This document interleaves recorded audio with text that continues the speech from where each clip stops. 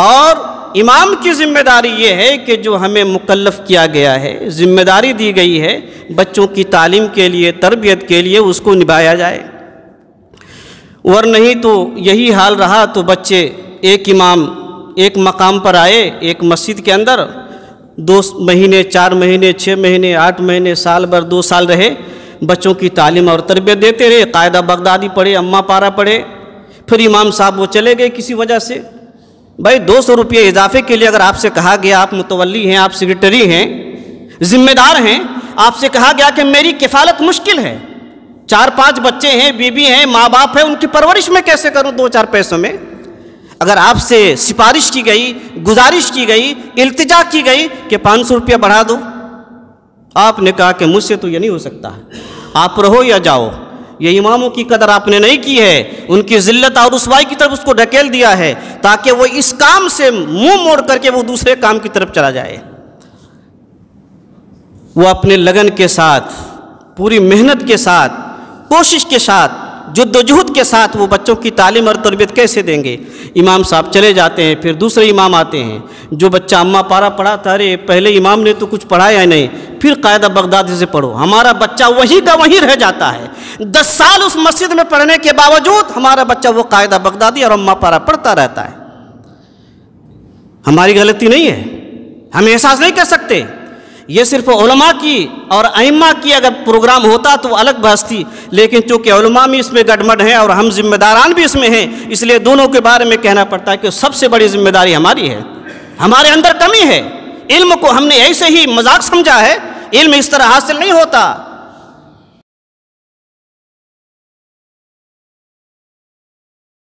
اللہ وبرکاتہ۔ ان الحمد للہ والصلاة والسلام علی رسول اللہ، اما بعد، اعوذ باللہ من الشیطان الرجیم، یرفع اللہ الذین آمنوا منکم والذین اوتوا العلم درجات، وقال رسول اللہ صلی اللہ علیہ وسلم العلماء ورثۃ الانبیاء۔ معزز علماء کرام، امام صاحبان اور علاقے کے معزز احباب اور دوستو، آج کا یہ پروگرام میرے علم کے مطابق جو علماء کرام ہیں، خطباء اعظام ہیں، مساجد کے ائمہ ہیں، ان سے متعلق رہا کہ امام صاحبان کی ذمہ داری اور ہماری ذمہ داری کیا ہے۔ لفظ امام ایک ایسا لفظ ہے جو کبھی امام الانبیاء کے نام سے بھی یاد کرتے ہیں، امام الانبیاء تمام نبیوں کے امام، امام الرسل تمام رسولوں کے امام، امام کائنات پوری دنیا کے امام، سید الاولین والآخرین جو پہلے گزر چکے، جو آنے والے ہیں، یا دنیا میں اور آخرت میں سب کے سید اور سب کے امام، وہ امام الانبیاء حضرت محمد رسول اللہ صلی اللہ علیہ وسلم۔ ہم وہی لفظ اپنے مساجد کے ائمہ کے لیے، امام کے لیے استعمال کرتے ہیں۔ اس سے معلوم ہوتا ہے کہ اماموں کا درجہ کتنا بلند ہے، کتنا عرفہ ہے، کتنا اونچا ہے۔ لیکن رسول اکرم صلی اللہ علیہ وسلم نے فرمایا یہی علماء انبیاء تو ہیں نہیں، نبی تو ہیں نہیں، نبیوں کے فرامین ہیں، ان کو پہنچانے کی ذمہ داری ائمہ پر ہے، اماموں پر ہے، علماء پر ہے۔ اسی لیے کہا گیا ہے العلماء ورثۃ الانبیاء، یہ نبیوں کے وارث ہیں۔ ان الانبیاء لم یورثوا دینارا ولا درہما، جس طرح نبی کے وارثین وہ لوگ ہوتے ہیں جو نبی کسی درہم کے، دینار کے، روپیوں کے، پیسوں کے، مال کے، جائیداد کے، دولت کے وارث نہیں ہوتے۔ اسی طرح علماء کو کہا گیا ہے یہ دین کے وارث ہیں، جو نبی کے وارث، اور ان کا درجہ اتنا بلند ہے، اتنا اونچا ہے، اللہ سبحانہ و تعالیٰ نے فرمایا یرفع اللہ الذین آمنوا منکم والذین اوتوا العلم درجات. جو لوگ علم والے ہیں، جو لوگ ائمہ ہیں، ان کا مقام اتنا اونچا ہے کہ اس اونچائی تک کوئی نہیں پہنچ سکتا. رسول اکرم صلی اللہ علیہ وسلم نے فرمایا ائمہ کی ایک ذمہ داری، جس طرح مساجد کے اندر بچوں کی تعلیم ہے، تربیت ہے، ہر مساجد کے اندر چھوٹے چھوٹے اس طرح کے مدرسے ہیں. یہ مدرسے اس کو حقیر نہ سمجھا جائے، اس کو کمتر نہ سمجھا جائے. میں تقریباً دہلی کے اندر 16 سال رہا. میں جس مسجد میں تھا فیاضیہ نام کا، اس میں بھی مدرسہ فیاضیہ کا بھی رہا. اس کے قریب میں ایک مسجد ہے سعیدیہ. جو تاریخ پڑھنے والے ہیں وہ جانتے ہیں کہ مدرسہ سعیدیہ اس میں بھی ہے. ایک اسی کے قریب ایک مدرسہ ہے، ایک مسجد ہے جس کا نام زبیدیہ. مدرسہ زبیدیہ کبھی رہے ہوں گے. مولانا عبدالسلام بستبی رحمۃ اللہ علیہ جامع آدم دہلی کے اندر ایک مدرسہ ہے، چھوٹا سا ہے. اسی مسجد کے اندر وہ تعلیم اور درس دیتے رہے. اسی کے اندر بخاری اور مسلم کا درس ہوتا رہا. سعیدیہ، فیاضیہ، زبیدیہ یہ چھوٹے چھوٹے ایک مسجد کی شکل میں تھی، لیکن ایک جید باعمل عالم رہے اور لوگوں کو درس دیتے رہے. طلبہ تھے ان کو درس دیتے رہے، بخاری کا، مسلم کا، ابو داؤد کا، نسائی کا، ترمذی کا دیتے رہے. ایک ایک عالم جید عالم بن کے نکلے. تو ایک ایک مسجد کا یہ حال ہے، اور پورے گاؤں والے مل کر کے ایک امام کو ہم اس کی پرورش نہیں کر سکتے، ان کی نگہداشت نہیں کر سکتے، ان کی دیکھ بھال نہیں کر سکتے، ان کی ضرورت کو پوری نہیں کر سکتے. ائمہ کی ذمہ داری ایک طرف، اور جو اہل قریہ ہیں، گاؤں والے ہیں، منتظمین ہیں، ان کی ذمہ داری ایک ہے. مکمل ریکھ دیکھ کرنے کی، دیکھ بھال کرنے کی، کفالت کرنے کی. ان کی معاشی حالت کیا ہے دیکھ کر کے ذمہ داری ہے کہ اس کی کفالت کی جائے، اس کی پرورش کی جائے. اور امام کی ذمہ داری یہ ہے کہ جو ہمیں مکلف کیا گیا ہے، ذمہ داری دی گئی ہے بچوں کی تعلیم کے لیے، تربیت کے لیے، اس کو نبھایا جائے. ور نہیں تو یہی حال رہا تو بچے ایک امام ایک مقام پر آئے، ایک مسجد کے اندر 2 مہینے، 4 مہینے، 6 مہینے، 8 مہینے، سال بھر، 2 سال رہے، بچوں کی تعلیم اور تربیت دیتے رہے. قاعدہ بغدادی پڑھے، اماں پارا پڑھے. پھر امام صاحب وہ چلے گئے کسی وجہ سے. بھائی 200 روپے اضافے کے لیے اگر آپ سے کہا گیا، آپ متولی ہیں، آپ سیکریٹری ہیں، ذمہ دار ہیں، آپ سے کہا گیا کہ میری کفالت مشکل ہے، 4-5 بچے ہیں، بیوی ہیں، ماں باپ ہیں، ان کی پرورش میں کیسے کروں 2-4 پیسوں میں. اگر آپ سے سفارش کی گئی، گزارش کی گئی، التجا کی گئی کہ 500 روپیہ بڑھا دو، آپ نے کہا کہ مجھ سے تو یہ نہیں ہو سکتا، آپ رہو یا جاؤ. یہ اماموں کی قدر آپ نے نہیں کی ہے. ان کی ذلت اور رسوائی کی طرف اس کو ڈھکیل دیا ہے تاکہ وہ اس کام سے منہ موڑ کر کے وہ دوسرے کام کی طرف چلا جائے. وہ اپنے لگن کے ساتھ، پوری محنت کے ساتھ، کوشش کے ساتھ، جد و جہد کے ساتھ وہ بچوں کی تعلیم اور تربیت کیسے دیں گے. امام صاحب چلے جاتے ہیں، پھر دوسرے امام آتے ہیں. جو بچہ اماں پارا پڑھا تھا، ارے پہلے امام نے تو کچھ پڑھایا ہی نہیں، پھر قاعدہ بغدادی سے پڑھو. ہمارا بچہ وہی کا وہیں رہ جاتا ہے. 10 سال اس مسجد میں پڑھنے کے باوجود ہمارا بچہ وہ قاعدہ بغدادی اور اماں پارا پڑھتا رہتا ہے. ہماری غلطی نہیں ہے، ہم احساس نہیں کر سکتے. یہ صرف علماء کی اور ائمہ کی اگر پروگرام ہوتا تو الگ بحث تھی، لیکن چونکہ علماء بھی اس میں گڈمڈ ہیں اور ہم ذمہ داران بھی اس میں ہیں، اس لیے دونوں کے بارے میں کہنا پڑتا ہے کہ سب سے بڑی ذمہ داری ہماری ہے. ہمارے اندر کمی ہے. علم کو ہم نے ایسے ہی مذاق سمجھا ہے. علم اس طرح حاصل نہیں ہوتا. اور امام کی ذمہ داری یہ ہے کہ جو ہمیں مکلف کیا گیا ہے، ذمہ داری دی گئی ہے بچوں کی تعلیم کے لیے، تربیت کے لیے، اس کو نبھایا جائے. ور نہیں تو یہی حال رہا تو بچے ایک امام ایک مقام پر آئے، ایک مسجد کے اندر 2 مہینے، 4 مہینے، 6 مہینے، 8 مہینے، سال بھر، 2 سال رہے، بچوں کی تعلیم اور تربیت دیتے رہے. قاعدہ بغدادی پڑھے، اماں پارا پڑھے. پھر امام صاحب وہ چلے گئے کسی وجہ سے. بھائی 200 روپے اضافے کے لیے اگر آپ سے کہا گیا، آپ متولی ہیں، آپ سیکریٹری ہیں، ذمہ دار ہیں، آپ سے کہا گیا کہ میری کفالت مشکل ہے، 4-5 بچے ہیں، بیوی ہیں، ماں باپ ہیں، ان کی پرورش میں کیسے کروں 2-4 پیسوں میں. اگر آپ سے سفارش کی گئی، گزارش کی گئی، التجا کی گئی کہ 500 روپیہ بڑھا دو، آپ نے کہا کہ مجھ سے تو یہ نہیں ہو سکتا، آپ رہو یا جاؤ، یہ اماموں کی قدر آپ نے نہیں کی ہے، ان کی ذلت اور رسوائی کی طرف اس کو ڈھکیل دیا ہے تاکہ وہ اس کام سے منہ موڑ کر کے وہ دوسرے کام کی طرف چلا جائے۔ وہ اپنے لگن کے ساتھ، پوری محنت کے ساتھ، کوشش کے ساتھ، جد و جہد کے ساتھ وہ بچوں کی تعلیم اور تربیت کیسے دیں گے؟ امام صاحب چلے جاتے ہیں، پھر دوسرے امام آتے ہیں، جو بچہ اماں پارا پڑھا تھا، ارے پہلے امام نے تو کچھ پڑھایا ہی نہیں، پھر قاعدہ بغدادی سے پڑھو، ہمارا بچہ وہیں کا وہیں رہ جاتا ہے، 10 سال اس مسجد میں پڑھنے کے باوجود ہمارا بچہ وہ قاعدہ بغدادی اور اماں پارا پڑھتا رہتا ہے۔ ہماری غلطی نہیں ہے، ہم احساس نہیں کر سکتے، یہ صرف علماء کی اور ائمہ کی اگر پروگرام ہوتا تو الگ بحث تھی، لیکن چونکہ علماء بھی اس میں گڈمڈ ہیں اور ہم ذمہ داران بھی اس میں ہیں، اس لیے دونوں کے بارے میں کہنا پڑتا ہے کہ سب سے بڑی ذمہ داری ہماری ہے، ہمارے اندر کمی ہے، علم کو ہم نے ایسے ہی مذاق سمجھا ہے، علم اس طرح حاصل نہیں ہوتا۔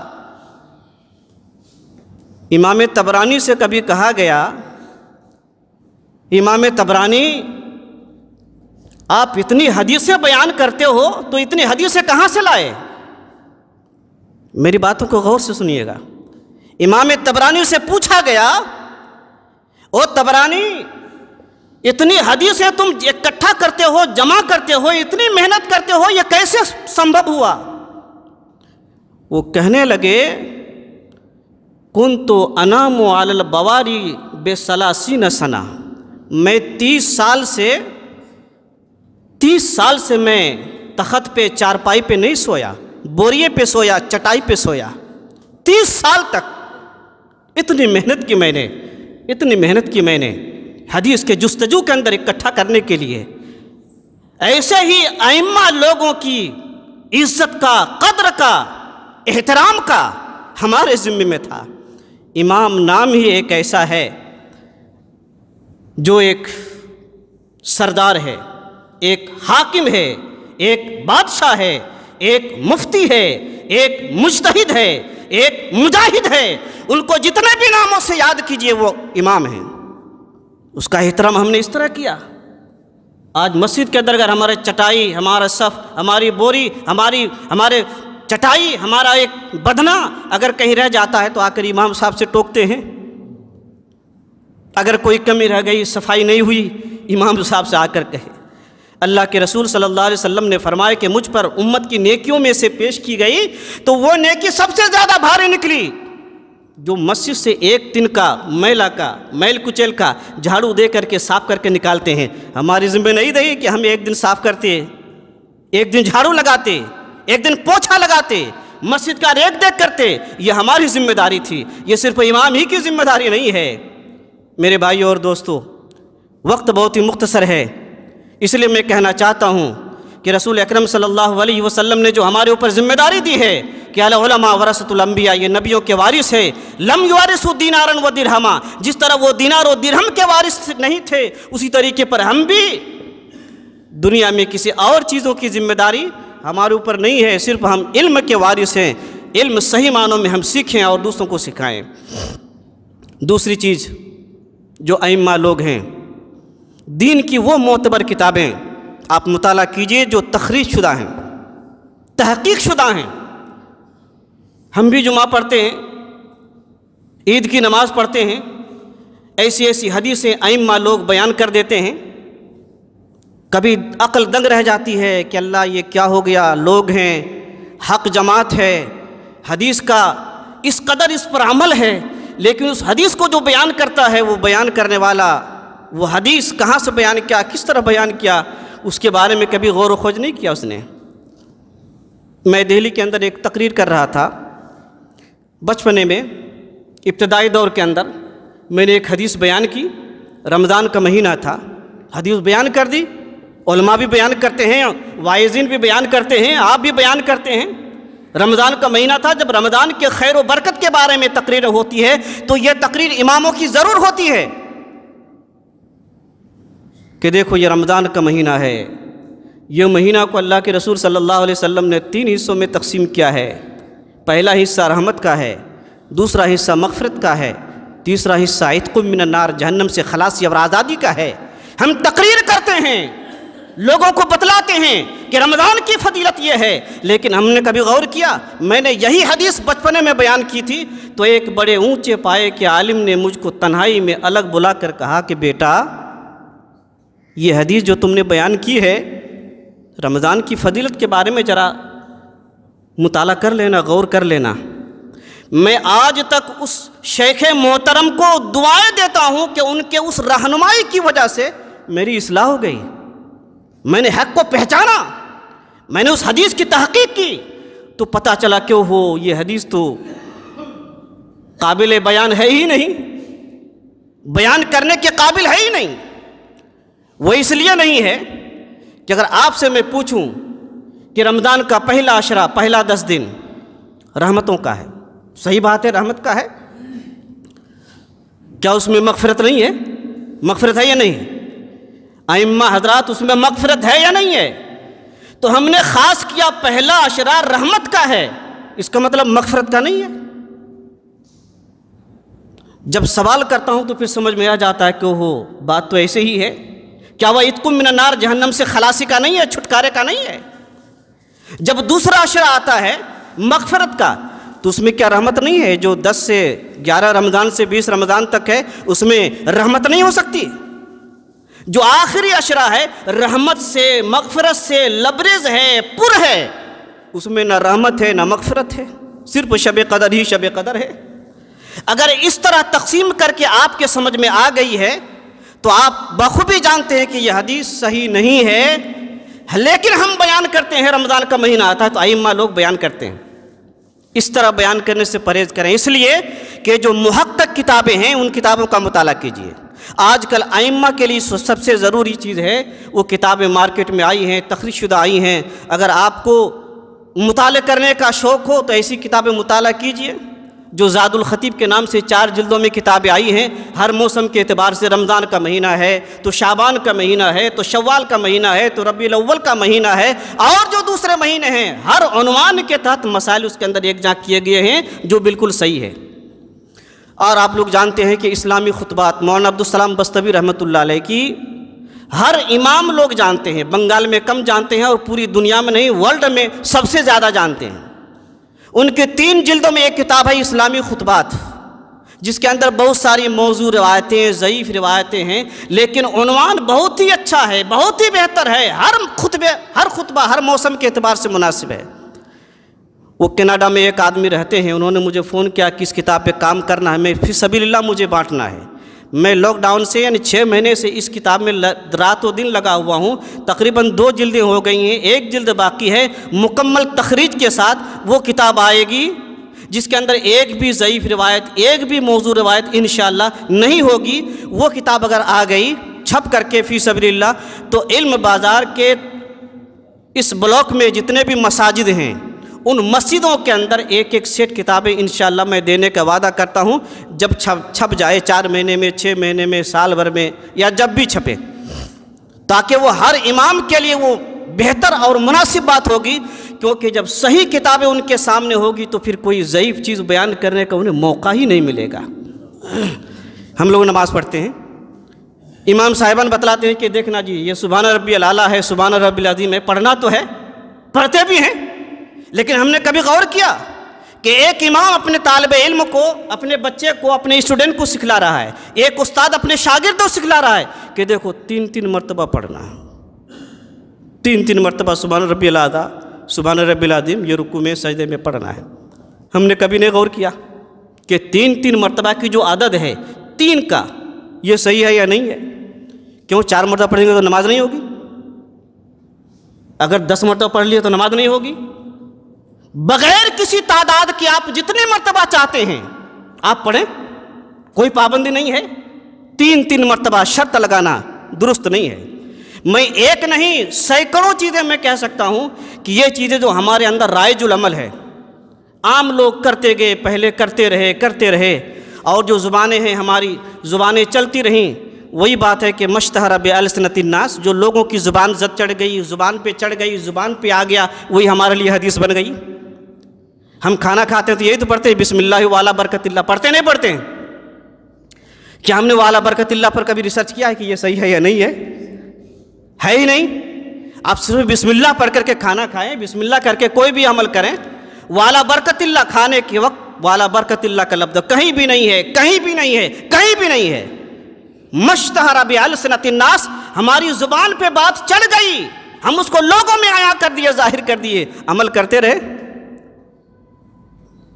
اسی طرح رسول اکرم صلی اللہ علیہ وسلم کے بے شمار فرامین ہیں جو ہم سنت کے خلاف کرتے ہیں. کبھی جمعرات کا دن آتا ہے تو مغرب کی نماز کے اندر ہم کو قل یا الکافرون پڑھنا ہے. اگر ہم نے نہیں پڑھا، امام سے غلطی ہو گئی، پتہ نہیں دیہاتوں کے اندر رواج ہے یا نہیں ہے، لیکن شہروں میں تو یہ رواج ضرور ہے کہ اہل حق کے مسجد ہونے کے، اہل حق ہونے کے باوجود بھی وہ آپ سے پوچھیں گے کہ امام صاحب آج تو جمعرات ہے، آپ بھول گئے، یہ پہلی رکعت میں قل یا الکافرون اور دوسری رکعت میں قل هو اللہ احد پڑھنی تھی. یعنی لوگ اماموں کو تنبیہ کر رہے ہیں کہ آپ نے اس طرح کا عمل کیوں نہیں کیا. وہ امام کب بتائے، کیسے بتائے؟ علم ہوگا تب تو بتائے کہ یہ نہیں، یہ درست نہیں. خصوصیت کے ساتھ جو بھی صورت آپ پڑھیں آپ کی نماز ہو جائے گی. صرف التزام کر لینا، ضروری کر لینا کہ اس میں یہ صورت اور یہ صورت پڑھنی ہے غیر صحیح ہے. جہاں پر صحیح ہے وہاں پر صحیح ہے، جہاں پر ذکر نہیں ہے وہاں پر درست نہیں ہے.